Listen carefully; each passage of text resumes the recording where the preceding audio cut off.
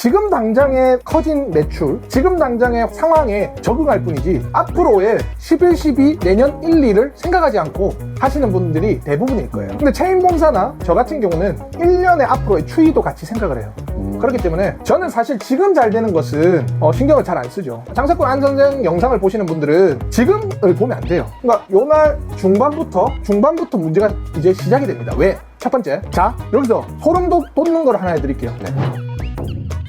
대표님 안녕하세요. 안녕하세요. 네, 대표님 요즘 배민이나 쿠팡에서 한 그릇 1인 배달 성행하고 있고, 그리고 민생지원금도 나온 지 좀 됐고, 이제 여러 가지로 이렇게 자영업 요식업에 이제 이슈거리들이 많잖아요. 네. 그래서 요즘 자영업 시장은 어떤 방향으로 조금 흘러가고 있는지 좀 설명해 주실 수 있나요? 지금은 잘 되고 있죠. 네. 지금 자영업자분들이 옛날 2개월, 3개월 전, 그러니까 6월달 전보다는 사실상 너무 힘들다, 못해 먹겠다라는 소리가 한 30에서 한 40% 줄어들었어요. 지금은 잘 되고 있죠. 왜냐? 첫 번째, 여름이다. 여름 자체는 매출이 올라간다. 두 번째, 민생지원도 풀렸다. 세 번째, 배민 요기요 많이 들어오잖아요. 쿠팡 네. 많이 들어오잖아요. 그들이 프로모션도 계속하고 있고. 그래서 지금은 문제가 안 됩니다. 근데 7, 8, 9, 10 이게 10월달 요때 기점 이후부터 문제가 발생하겠죠. 네. 저는 발생이 될 거라고 생각이 들어요. 왜냐? 소비가 엄청 많이 들어가면 소비가 다시 빠지는 경우가 있어요. 근데 지금 우리 자영업자 저도 그랬고, 그때는 어땠냐면 지금 당장의 커진 매출, 지금 당장에 활발히 되고 있는 상황에 적응할 뿐이지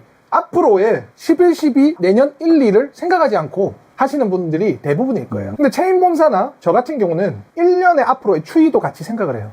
그렇기 때문에 저는 사실 지금 잘 되는 것은 신경을 잘 안 쓰죠. 그리고 여기서 어떻게 더 세팅값을 더 해서 더 수익률을 올리고 점주님들의 우위를 잡을 것인지를 보통 한 분기 전에 생각을 합니다.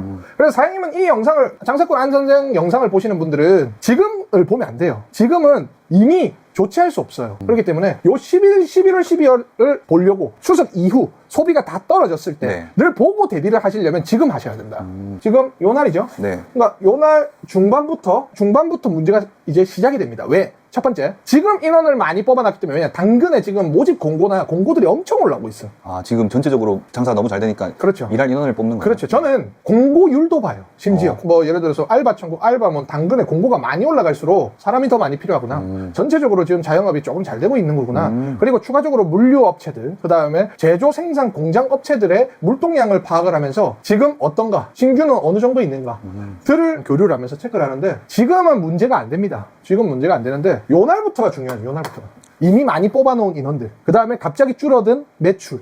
그럼 과연 내가 어떻게 할 것인가, 그거에 대해서 체크를 해야 됩니다. 네. 그래서 지금 7월 달에 민생, 지금 가장 큰 건 민생입니다. 민생 민생 쿠폰 말씀하신 거죠? 네. 9월 22일 날 민생 나와요. 네. 7월, 8월, 지금 8월까지는 변함없다. 8월 이제 곧 말인데 매출에 변화가 없다. 그러면 7, 8 적어도 한 달 반은 간다. 그럼 9월 22일이니 11월 초 또는 중까지는 간다. 이 얘기입니다. 네. 이 얘기. 민생의 효과를 말씀하신 그렇죠. 거죠? 네. 인위적으로 올려놓는다. 네. 원래 9, 10, 11은 요 날부터는 안 올라가요. 무조건 떨어져요.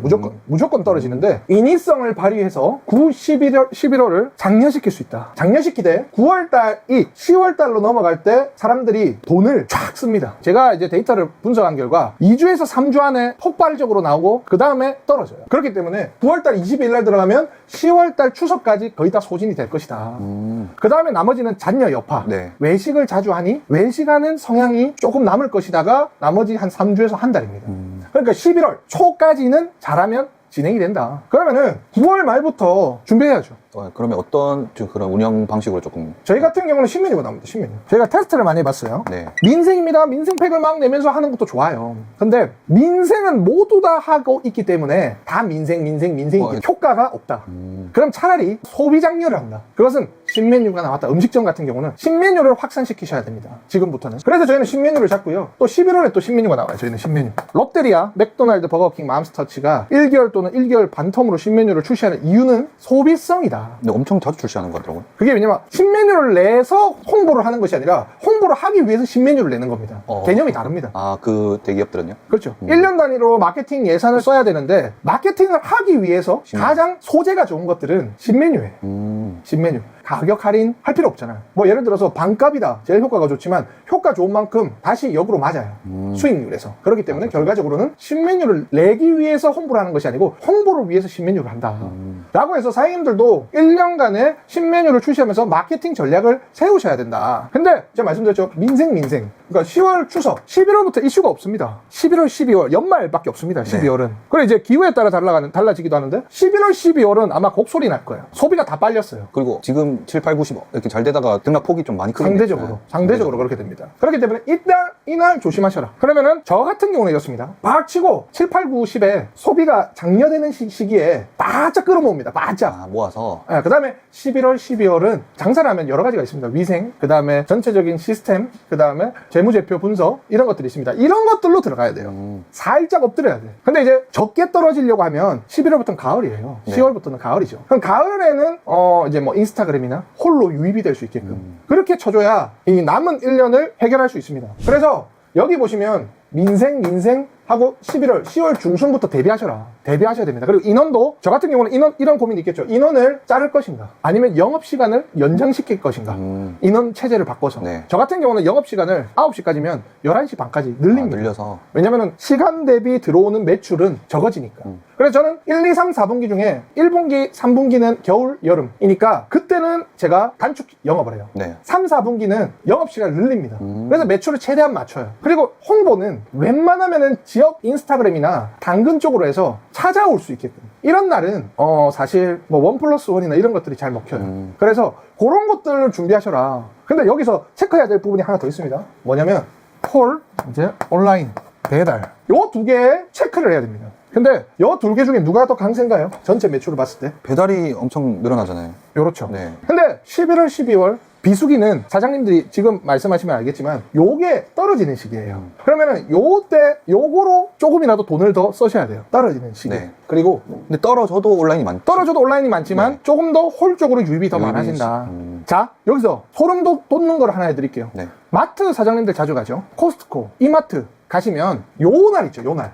성수기 때. 코스트코 가보세요. 코스트코에 전체가 있으면 중앙은 메인 항시 자리. 바뀝니다. 네. 메인 자리는. 근데 이상하게 음식들로 다 꽉 차져 있어요. 근데 이제 비수기들은 뭐냐면 캠핑용품, 그 다음에 무슨 용품 이런 것들로 들어가요. 마트에서도 이제 소비 패턴에 맞춰서 중앙을 메인을. 바꿔나갑니다. 이마트나 코스트코나 대형 마트들은. 그럼 그거에 맞춰서 들어가면 돼요. 캠핑이나 이런 것들이 많이 나간다는 이유는 바깥에 많이 돌아다닌다. 추가적으로 이것을 설계를 하실 때 제가 말씀드리는 건 운영 전략을 어떻게 짜느냐. 네. 그 생각의 구조를 어떻게 잡느냐라는 참고를 좀 하시려고. 이게 답을 알려드리는 채널이 아닙니다. 사상을 계속적으로 이때는 이랬구나 내가 알고 있지만 정리를 해드리는 건데 온라인이 또 어떻게 바뀌고 있는지를 체크해야 돼요. 네. 온라인은 지금 뭐죠? 1인 지금 쿠팡, 배민. 그러면 가게에서는 어떤 점을 조금 포인트로 잡아가지고 운영을 해야 될까요? 그러니까 1인으로 지금 소비를 계속 치는데 1인도 괜찮다, 1은 괜찮다라고 하면서 전체적으로 지금 1인을 타겟 잡고 확산을 시키고 있잖아요. 네. 결과적으로는. 그건 뭐냐면 결과적으로는 1인을 하면 손해입니다. 자영업자들은. 무료 배달 시스템이에요. 네네. 그러면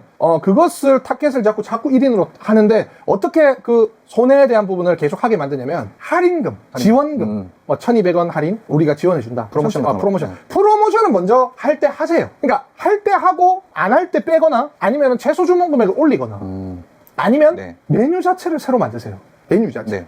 그러니까 장사꾼 안 선생은 자영업을 하시는 분들의 최신 정보나 도움이 되는 무료 강의입니다. 그렇기 때문에 이 강의를 찍기 위해서는 돈이 좀 들어가는데 그런 것들은 구독과 좋아요와 추천 좀 써주셔서 저희에게 좀 힘이 되셨으면 좋겠습니다. 구독, 좋아요 눌러주세요.